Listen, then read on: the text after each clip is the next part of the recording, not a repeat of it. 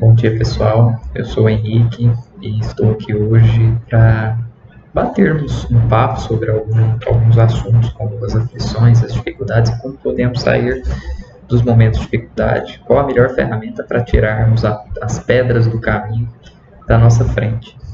E eu inicio agradecendo a oportunidade, inicio agradecendo a cada um de vocês pela presença, agradeço a casa aí pelo convite, agradeço ao pessoal da André Luiz, né, os nossos queridos irmãos, nossos queridos colegas que sempre nos acolhem com tanto carinho, e agradeço a Deus e a Jesus pela oportunidade de trabalho.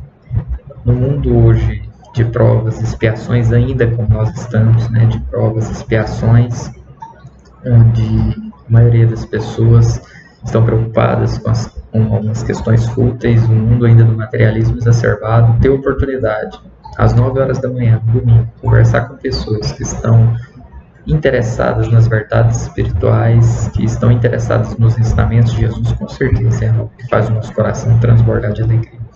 Convido vocês agora, então, nesse momento, para colocar água em fluidificar e iniciarmos a nossa fala hoje com a nossa oração. Então, sendo assim, agradecemos a Deus pela oportunidade de trabalho, agradecemos a Jesus, nosso irmão mais velho, por ter deixado o caminho, a verdade e a vida, por ter nos traçado o roteiro, agradecemos a espiritualidade amiga por se desdobrar, atender aos nossos anseios, às nossas dificuldades, aos nossos chamados. Rogamos, irmãos, que durante essa nossa fala estejamos inspirados, que possamos compreender a mensagem de Jesus da forma mais clara, não apenas compreender e também levar para o nosso dia a dia, para os nossos círculos de convivência, que possamos ir além da letra, que possamos, além de entender os ensinamentos de Jesus, de fato colocarmos em prática no nosso dia a dia, nos nossos círculos de convivência, com todas aquelas pessoas que temos a oportunidade de trocar experiências. Rogamos também aos nossos irmãozinhos desencarnados, rogamos à nossa espiritualidade amiga que abençoe esses nossos irmãos que por motivo ou outro estejam ainda rebeldes, não tenham encontrado o amor de Jesus. Iniciamos assim a nossa fala de hoje com muita gratidão a Deus e a Jesus pela oportunidade.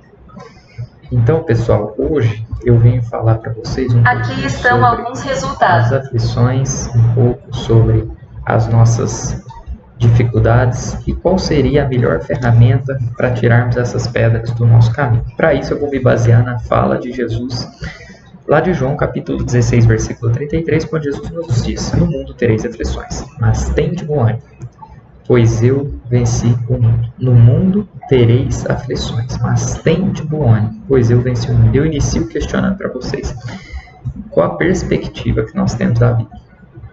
Como temos enxergado as nossas existências, como temos visto a nossa vida, quais são as principais causas de aflições, qual a principal causa de tristeza?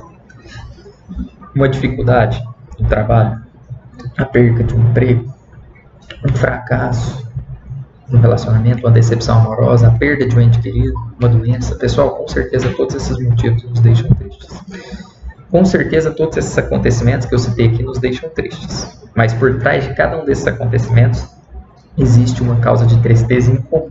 Por trás de cada um desses acontecimentos, com certeza todos esses acontecimentos e motivos que eu citei para vocês nos deixam tristes e melancólicos.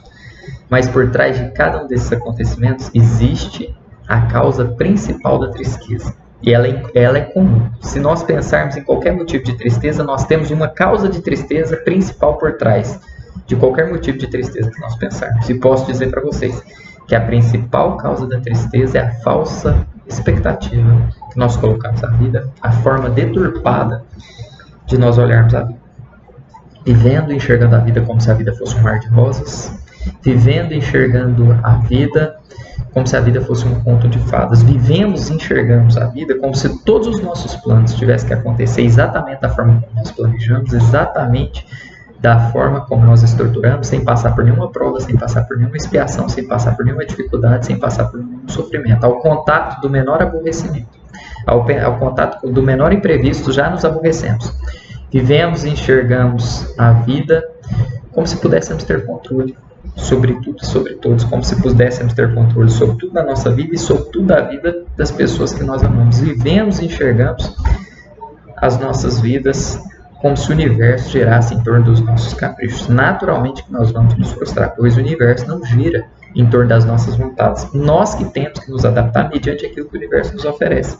E não ficar esperando que as coisas vão acontecer exatamente da forma como nós planejamos, exatamente da forma como nós estruturamos, sem passar por nenhuma prova, expiação, dificuldade, sofrimento. Pessoal, nós acordamos de manhã e nós já temos uma rotina pré-estabelecida. Nós já sabemos que nós faremos de manhã, à tarde e à noite. E nós temos a prepotência, a arrogância, a petulância de imaginar que todos os nossos planos vão acontecer exatamente da forma como nós planejamos, exatamente da forma como nós estruturamos, sem passar por nenhuma dificuldade. Naturalmente, que pensando e vivendo dessa forma, nós vamos nos frustrar. E nós temos informações na Bíblia a respeito desse assunto. Nós temos alguns ensinamentos na Bíblia, tanto no Velho quanto no Novo Testamento.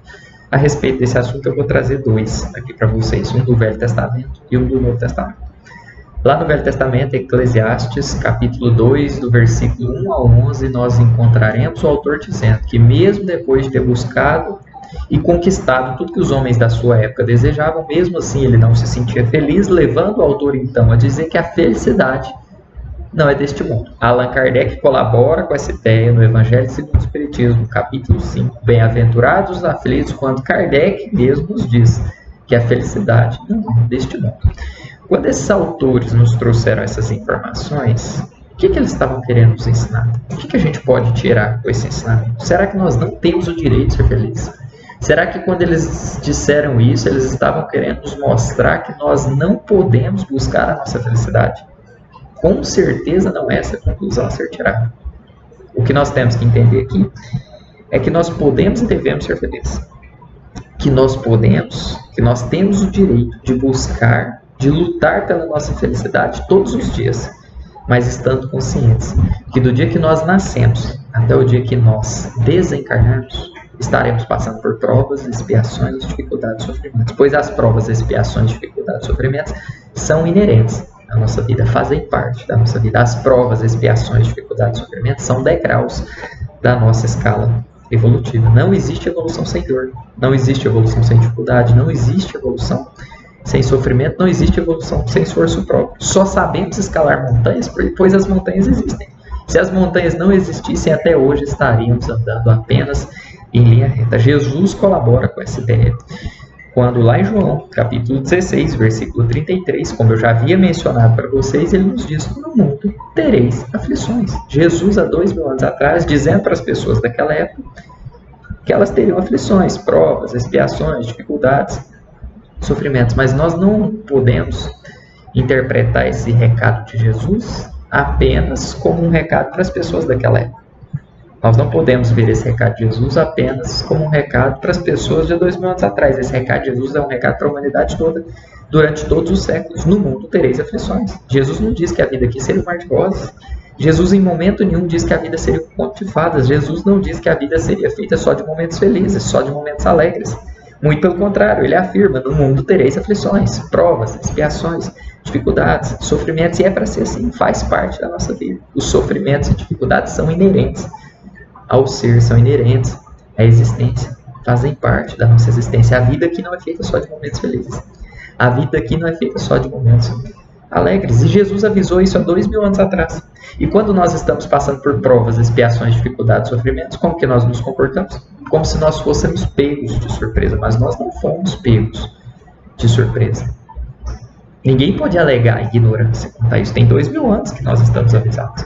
Quando nós estamos passando por provas, expiações, dificuldades, sofrimentos, como que nós nos comportamos? O que nós vemos as pessoas dizer? O que nós mesmos dizemos?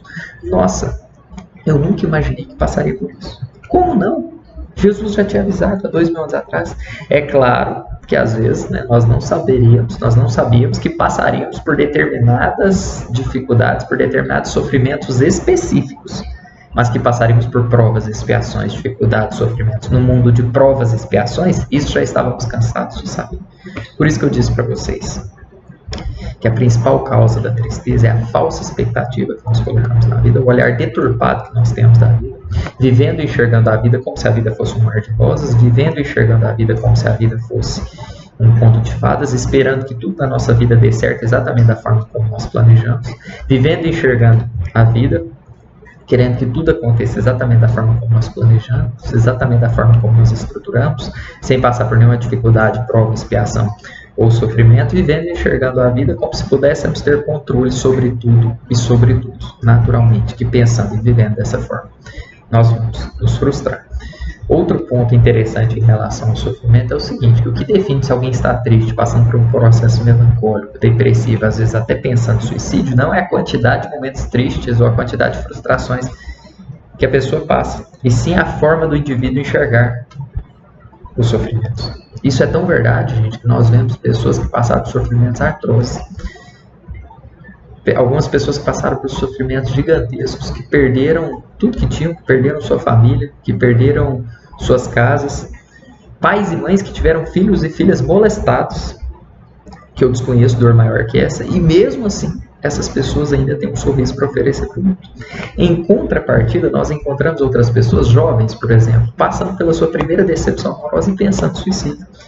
Então, o que determina se alguém está passando por um momento triste, está passando por um processo melancólico, depressivo, às vezes até pensando em suicídio, não é a quantidade de momentos tristes que a pessoa passa, e sim a forma de enxergar os sofrimentos, e sim a forma de enxergar as dificuldades. Quem nos deu um grande ensinamento sobre isso? Jesus. Lá em Mateus capítulo 6, versículo 22, Jesus vai nos dizer que os nossos olhos são a luz da nossa alma. A forma de nós olharmos o mundo, as dificuldades, as circunstâncias, vai definir se nós estamos vivendo em luz ou se nós estamos vivendo em trevas. Aquelas pessoas que só têm um mau olhar para o sofrimento, só olham o lado negativo do sofrimento, que são pessimistas mediante as dificuldades, só sabem enxergar os defeitos dos outros, essas pessoas já vivem em trevas. Em contrapartida, aqueles que sabem olhar o lado bom do sofrimento, sabem olhar o lado positivo das dificuldades, é otimista mediante as pedras no caminho e sabe enxergar as qualidades até daquelas pessoas mais difíceis de conviver, essa pessoa já vive em luz. Jesus não só ensinou isso na teoria, como mostrou isso na prática. Pois há 2000 anos atrás, como que nós enxergávamos Paulo de Tarso? Como um perseguidor dos cristãos. O que Jesus viu nele? O maior divulgador do cristianismo. O que ele se tornou? O maior divulgador do cristianismo. Há 2000 anos atrás, como que nós enxergávamos Maria Madalena? Como uma prostituta. O que Jesus viu nela? A apóstola responsável pela mensagem da ressurreição. E o que ela se tornou? A apóstola responsável pela mensagem da ressurreição. Uma das pessoas que mais amou aqui na Terra. Então, gente, o sofrer é uma escolha. O sofrer é uma alternativa. A forma de nós olharmos o mundo, as dificuldades, os sofrimentos, as circunstâncias vai definir se estamos vivendo em luz ou se estamos vivendo em trevas. Ainda acerca dos sofrimentos, no Evangelho segundo o Espiritismo, capítulo 5, Bem-aventurados os aflitos, encontraremos Kardec dizendo: deveis considerar-vos felizes por sofreres, visto que as dores deste mundo são pagamento das dívidas que as vossas passadas faltas vos fizeram contrair. Suportadas pacientemente na terra, essas dores vos pouparam séculos de sofrimento para a vida futura. Kardec dizendo que nós deveis considerar-vos felizes por sofreres. Kardec dizendo que nós devemos nos considerar felizes por sofreres, visto que as dores deste mundo são pagamento das dívidas que as nossas passadas faltas nos fizeram contrair. Suportadas pacientemente na terra, essas dores vos pouparam séculos de sofrimento para a vida futura, suportadas pacientemente na terra. O que é suportar pacientemente na terra? Sofrer sem rebeldia, sofrer com paciência, sofrer com resignação, sofrer sem murmurar, sofrer sem reclamar. Principalmente sofrer sem rebeldia, porque todas as vezes que estamos passando por determinado sofrimento de forma rebelde, nós não alcançamos o arrependimento. Se eu sofro de forma rebelde, significa que eu ainda não compreendi que o sofrimento nada mais é que a consequência de um mal que eu causei na vida de outrem ou na minha própria vida. Se sofro de forma rebelde, significa que eu ainda não compreendi que o sofrimento apenas é a consequência de um mal que eu causei na vida de outrem ou na minha própria vida. Então, como que eu vou arrepender? Como que eu vou arrepender de algo que eu não acredito que eu deveria estar passando por aquilo? Como que eu vou arrepender de algo que eu acho que eu não merecia estar passando por aquilo? Como que eu vou arrepender de algo que eu acho uma injustiça estar passando por aquilo? Então, se eu não alcanço o arrependimento, eu não alcanço a reparação, porque o arrependimento é uma das primeiras etapas da reparação. Kardec nos traz isso no Seu Inferno, na sua quarta obra básica, nos dizendo que todas as vezes que nós cometemos um equívoco, uma injustiça contra um dos nossos irmãos, nós temos que passar por 3 etapas: arrependimento, expiação e reparação. Arrependeu? Tem que expiar. Passar pela mesma coisa que fez outra pessoa passar. E expiou, tem que reparar, fazer um bem para o indivíduo que você fez mal. Não existe nada mais justo que isso. Jesus, em João, capítulo 8, versículo 34, vai nos dizer que nós somos escravos dos nossos pecados. Que nós somos escravos dos nossos pecados. Como que nós podemos interpretar isso de forma contemporânea? Todas as vezes que nós cometemos um equívoco, uma injustiça contra um dos nossos irmãos, nós temos que reparar. Pois enquanto não repararmos, aquele indivíduo e aquelas circunstâncias ficam retornando para a nossa existência. Ou seja, para eu alcançar a reparação, antes de mais nada, eu tenho que arrepender. Lá no poema Cercas, do Espírito Maria Dolores, ela vai nos dizer que as provas, expiações, dificuldades e sofrimentos são cercas que Deus coloca na nossa vida. As provas, expiações, dificuldades e sofrimentos são cercas que Deus coloca na nossa vida. Para nos proteger dos outros? Não. Para nos proteger de nós mesmos. Aí as pessoas começam a questionar o seguinte: então quer dizer que as provas, expiações, dificuldades e sofrimentos são coisas boas? Já que as provas, expiações, dificuldades e sofrimentos nos fazem evoluir, quer dizer então que nós temos que buscar as provas, expiações, dificuldades e sofrimentos de maneira voluntária, proposital. Já que os sofrimentos são degraus na minha escala evolutiva, quer dizer então que eu tenho que buscar os sofrimentos de forma voluntária, de forma proposital? É isso que nós aprendemos com a doutrina espírita. O Espiritismo ensina que o sofrimento nada mais é que o fruto daquilo que eu mesmo plantei. O Espiritismo ensina que o sofrimento nada mais é que a consequência de um mal que eu causei na vida de outrem ou na minha vida, ou na minha própria vida. Consequentemente, que para adquirir um sofrimento, eu tenho que fazer alguém sofrer.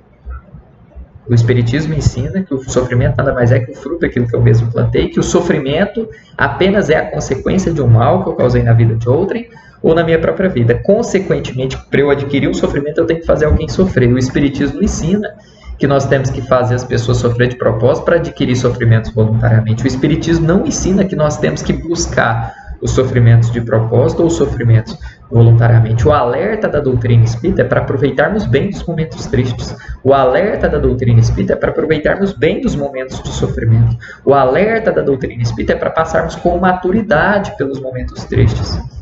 Se nós plantamos sofrimento na vida dos outros, nós colheremos sofrimento. Já que essa colheita é obrigatória, que eu possa passar da melhor maneira possível. Pessoal, tem como eu plantar uva e colher goiaba?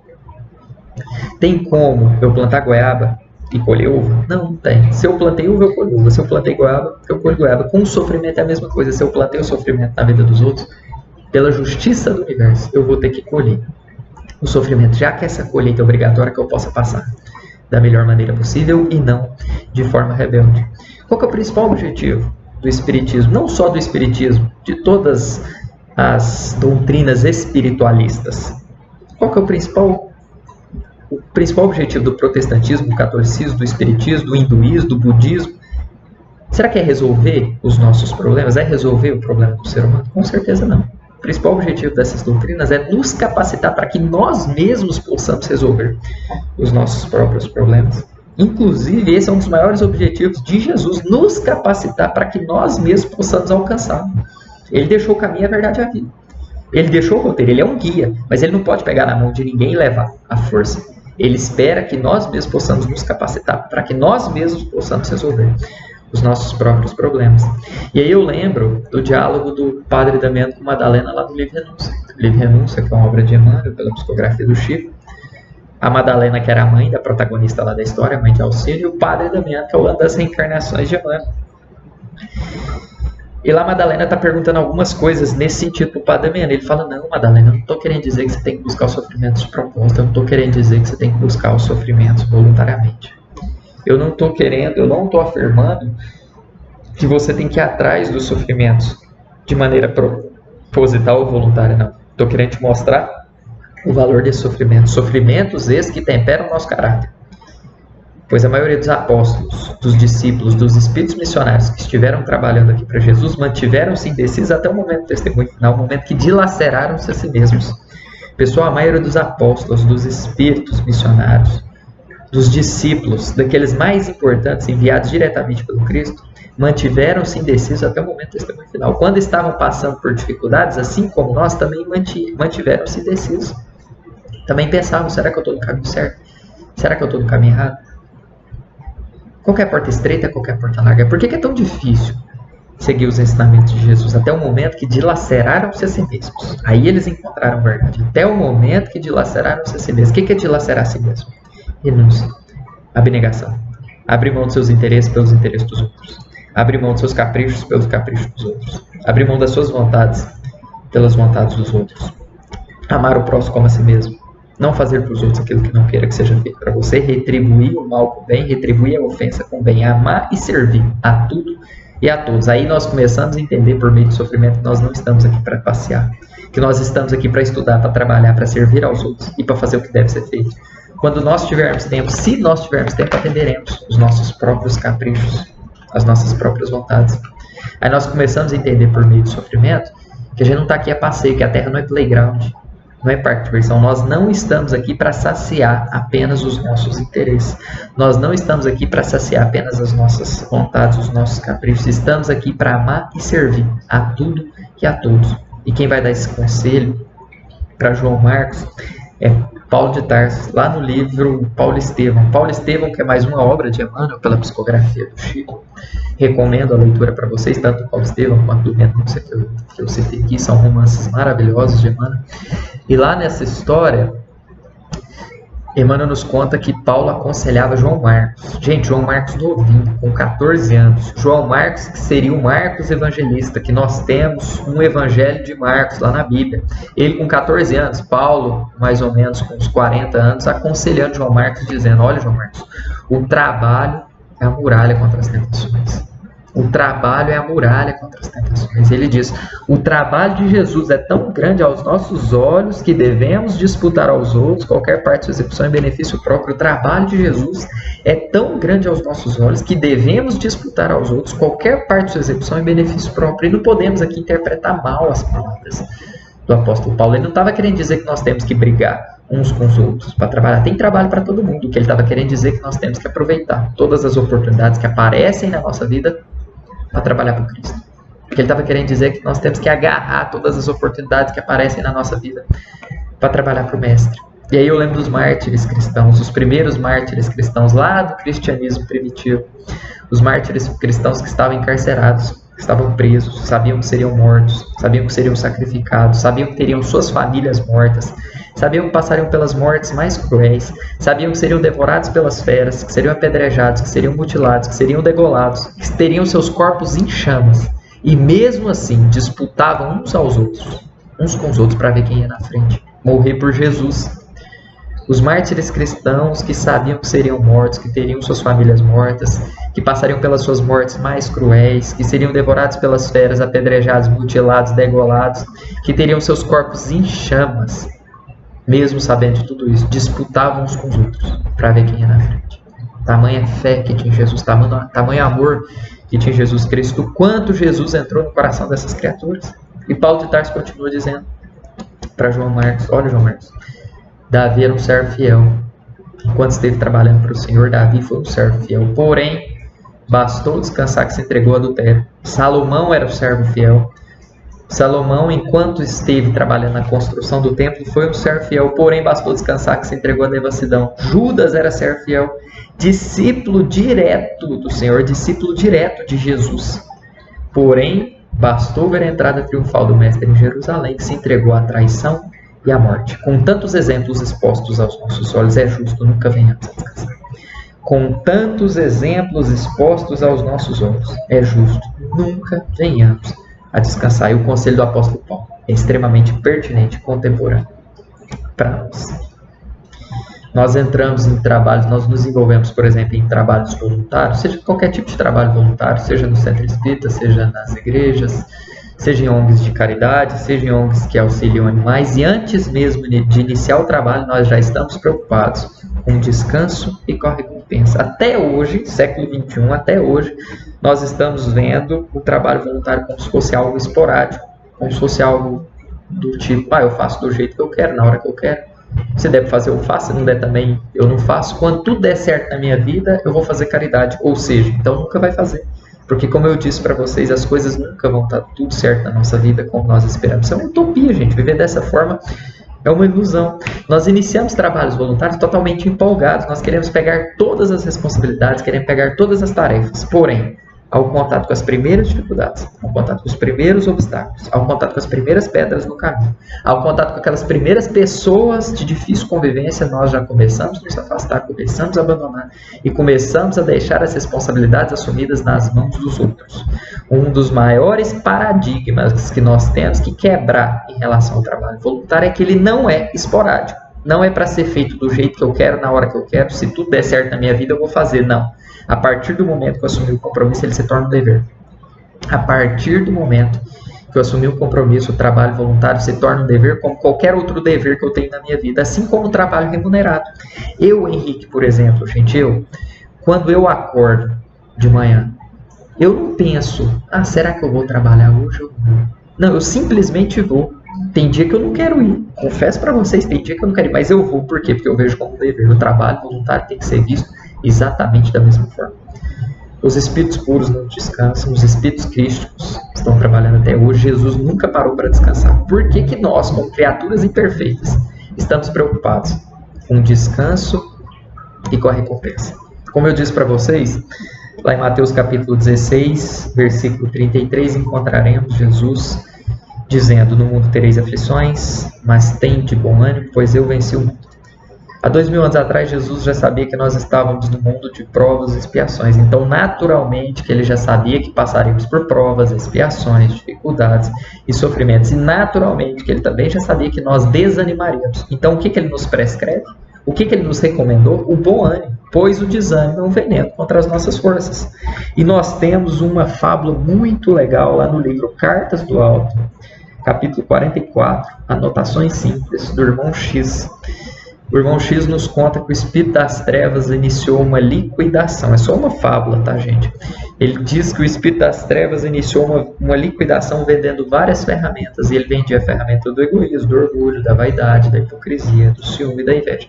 Dentre essas ferramentas, tinha uma ferramenta que se destacava, fosse pelo seu alto custo, fosse por ser a ferramenta mais utilizada. Então, outro espírito questionou o espírito das trevas. Falou: espírito das trevas, por que essa ferramenta, ao mesmo tempo que ela é a mais cara, ela é a mais usada? Que coisa esquisita. Por que ao mesmo tempo que ela é a mais utilizada, é a mais desgastada, ela é a mais cara? O espírito das trevas falou: é porque é por meio dessa ferramenta que eu abro espaço no coração dos homens para entrar com todas as outras. Adivinhe só, gente, que ferramenta é essa? A ferramenta do desânimo. É por meio do desânimo que eu abro espaço no coração dos homens, da sociedade, da família, para entrar com todas as outras ferramentas. Com o egoísmo, com o orgulho, com a vaidade, com a hipocrisia, com o ciúme e com a inveja. Antídoto contra o desânimo: trabalho. Livro Minutos de Sabedoria, lição 212, encontraremos o autor dizendo: quando estiver triste, procure alguém mais triste que você, para você trabalhar, ajudar essa pessoa, servir, se sentir útil.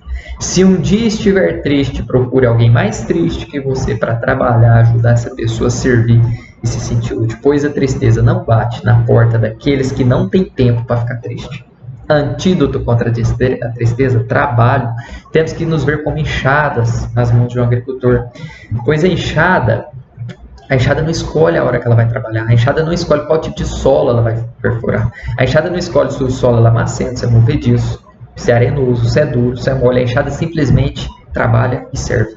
A enxada não escolhe para qual tipo de grão ela vai preparar o solo. A enxada simplesmente trabalha e serve. Sejamos como enxadas nas mãos de Jesus, independente do trabalho que ele colocou na nossa mão, que a gente faça com todo o nosso coração. O trabalho apareceu na nossa frente, a gente agarra. O trabalho apareceu na nossa frente, a gente abraça. Pelo bem dos outros? Também, mas pelo nosso próprio bem. O trabalho apareceu na nossa frente, a gente abraça, a gente agarra pelo nosso próprio bem. Todos os dias antes de dormir e na hora que acordamos temos que pensar: realmente estamos querendo trabalhar para Jesus? Ou que Jesus trabalha? Realmente estamos querendo ser servos do Cristo ou queremos transformar Jesus no nosso servo? Paulo de Tarso, lá em Filipenses, capítulo 1, versículo 21, vai nos dizer: porque para mim o viver é Cristo, o morrer é lucro. Para mim o viver é Cristo. Para mim viver só se for para seguir os ensinamentos de Jesus. Para mim viver só se for para seguir o roteiro que Jesus deixou. Para mim viver só se for para seguir a conduta moral do Cristo. Se não for para viver assim, para mim não serve. Para mim, o viver é Cristo e o morrer é lucro. Se eu viver de consciência tranquila, o morrer é lucro. O morrer é lucro. E ele vai falar mais à frente, num diálogo com o João Evangelista que nós temos lá no livro Paulo Estevam, nem séculos de serviço seriam suficientes para pagar tudo que eu devo ao cristianismo. Mas Jesus tem me ensinado a sabedoria da paz interior, em perfeita comunhão do seu amor. O apóstolo Paulo dizendo para João, evangelista, que nem séculos de trabalho seriam suficientes para ele pagar tudo que ele devia a Jesus. Eu encerro a minha fala de hoje com uma história que nós temos lá no livro Contos e Apóstolos, capítulo 38, a esmola da compaixão. Uma história contada e narrada por Humberto de Campos, onde ele nos diz que a Casa do Caminho funcionava normalmente após a passagem de Jesus pela terra. A Casa do Caminho, que é a primeira igreja cristã fundada pelos apóstolos Simão Pedro, Tiago Menor, João Evangelista e Filipe. E a Casa do Caminho atendia todos os tipos de aflitos e infortunados. Eram mães desesperadas que não tinham comida para dar para seus filhos. Eram mães desesperadas com crianças aleijadas que precisavam do auxílio dos apóstolos para cuidar daquelas crianças. Eram paralíticos que tinham sido abandonados pelas suas próprias famílias. Eram idosos que tinham sido abandonados pelos seus próprios filhos. Eram leprosos que tinham sido abandonados pela sociedade. Eram órfãos e órfãs que não tinham comida, que estavam passando fome nas ruas, todos sendo acolhidos pelos apóstolos, todos buscando refúgio nos braços dos apóstolos na Casa do Caminho. Os apóstolos atendiam todos prestimosos. Mas um dia, Humberto Campos vai nos dizer, fosse pelo cansaço, fosse pela fadiga, encontraremos Simão Pedro irritado, mal-humorado, sem paciência, estabelecendo juízos de valores, julgando as pessoas sem indulgência nenhuma, notando nos desvios alheios. E ele falava para o seu discípulo Zenon, está vendo aquele ali? É Roboão, espancou a sua mãe, é justo que ele sofra, é justo que ele padeça. Está vendo, Zenon? Aquela mulher se arrastando, até hoje escuta as suas gargalhadas de quando batia nos seus escravos, é justo que sofra, é justo que padeça. Está vendo, Zenon, aquele velho paralítico, ele era corrupto, é justo que sofra, é justo que padeça. E assim Simão Pedro foi estabelecendo juízos de valores, notando nos defeitos dos outros, sem indulgência nenhuma, reparando os desvios alheios. A Casa do Caminho fechou, o expediente acabou, as pessoas foram embora. Simão Pedro ainda ficou ali sozinho, limpando o recinto, limpando e cuidando do salão. Ele estava tão mergulhado na sua irritação, na sua falta de paciência, no seu mau humor, que ele não percebeu a entrada de um andarilho. Um andarilho que chegou de mansinho, devagarinho, tocou nos seus ombros. E ele se virou, olhou para aquele andarilho e disse, o que queres? Não vês que estou ocupado? Avia-te depressa, que eu tenho mais coisa para fazer. Porém, ao olhar nas mãos daquele andarilho, ele percebeu que as suas mãos estavam sanguinolentas. Ao olhar nos pés daquele andarilho, ele percebeu a marca de 2 cravos. E ao olhar no rosto compassivo daquele andarilho, ele percebeu que se tratava do olhar do Mestre Jesus. Simão Pedro cai de joelhos chorando e questiona, Mestre, o que queres do teu servo? Jesus, acariciando seus cabelos, se vira para Simão Pedro e diz, Simão, não estamos aqui para estabelecer juízo, não estamos aqui para julgar as pessoas, não fomos chamados para cuidar apenas das almas puras do caminho, não fomos chamados apenas para cuidar das almas belas, das almas inteligentes, muito pelo contrário, estamos aqui para cuidar dos aflitos, fomos chamados para cuidar dos infortunados, dos doentes. Estamos aqui para cuidar e ajudar aquelas pessoas de mais difícil convivência. Quando não puderes ajudar, quando estiveres cansado, fadigado e não puderes ajudar, auxilia com a caridade do silêncio. Quando não puderes ajudar, quando estiveres cansado e fatigado e não puderes ajudar, auxilia com a caridade do silêncio. Não negues para os meus filhos da esperança a esmola da compaixão. Jesus foi embora devagarinho, Simão Pedro ainda ficou algum tempo ali chorando e meditando. 3 lições para nós tirarmos aqui. Em primeiro lugar, Jesus foi muito educado para dizer, se não for para ajudar, não atrapalha. Se não for para ajudar, fica calmo. Segunda lição, pouco importa quantas pessoas nós temos ajudado, pouco importa quantas famílias nós ajudamos, pouco importa em quantos trabalhos voluntários nós estamos envolvidos. A única coisa que importa é o amor, a intenção e o sentimento por trás desse trabalho. E terceira lição, Quando for para trabalhar para Jesus, não basta trabalhar. Se formos para trabalhar para Jesus, se formos para fazer um trabalho para Jesus, não basta fazer um trabalho. Tem que ser bem feito. Então, pessoal, eu encerro a minha fala de hoje com essa história maravilhosa de Humberto de Campos pela psicografia do Chico. Espero do fundo do meu coração que todas essas ferramentas que eles nos trazem, que esse antídoto que é o trabalho, possa auxiliar a cada um a sair das dificuldades, a retirar as pedras do caminho, assim como me auxiliou um dia e como me auxilia até hoje. Obrigado à casa pelo convite e obrigado à presença de cada um de vocês. Que Jesus esteja conosco e nos acompanhe. Que assim seja.